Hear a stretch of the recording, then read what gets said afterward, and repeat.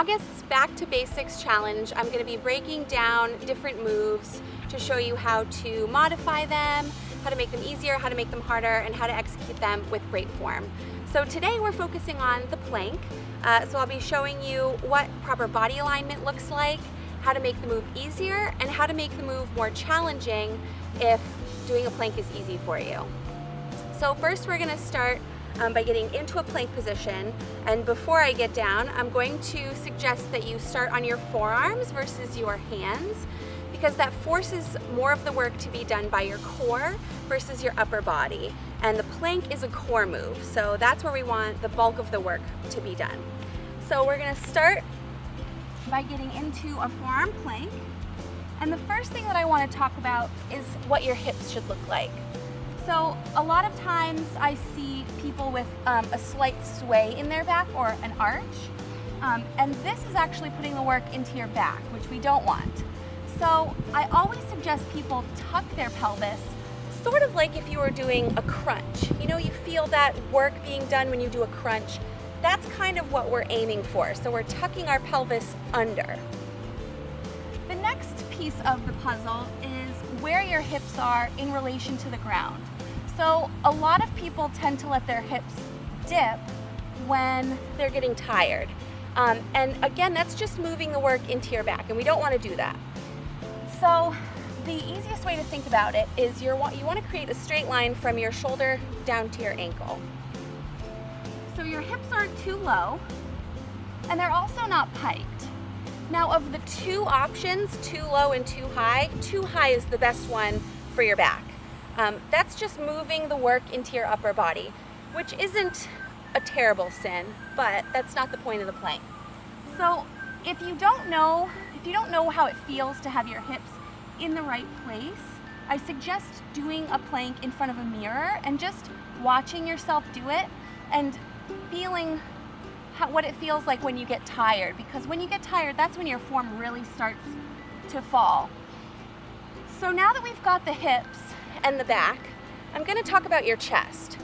So I don't see this that often, but when I do, I like to point it out because it's, again, moving the work into your upper body. So sometimes I see people's chests fall, and that's because their chest is getting tired.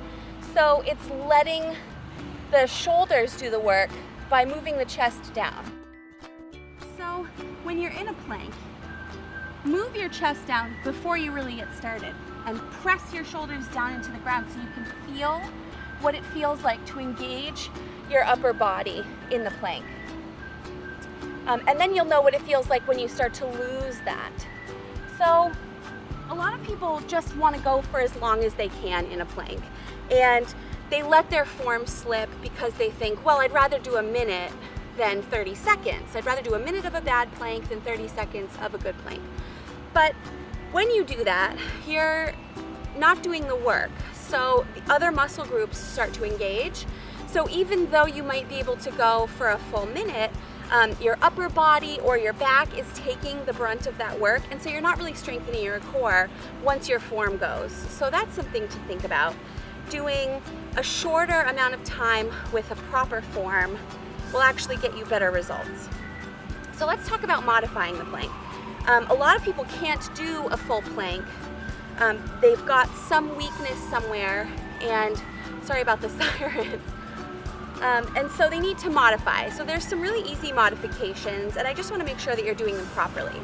So the first modification is dropping down to your knees.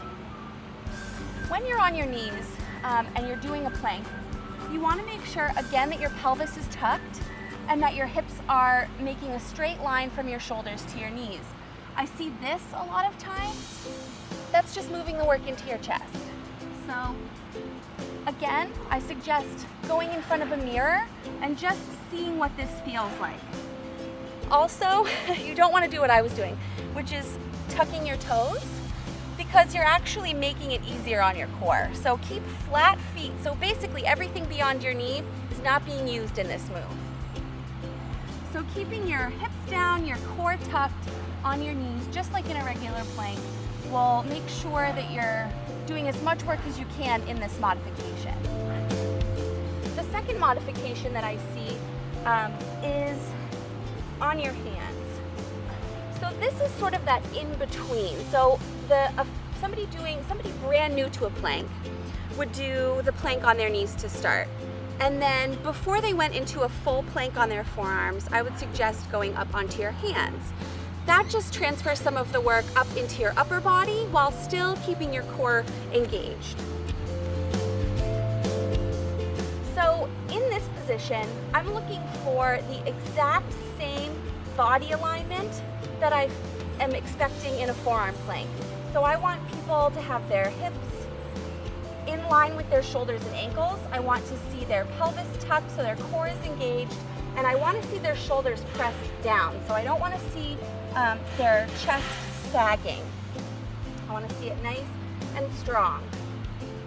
Now to make this a little bit more stable, you can spread your feet apart to the width of your hands, and that'll make the plank a little bit easier, just slightly easier, because it's a little more stable, like I just said.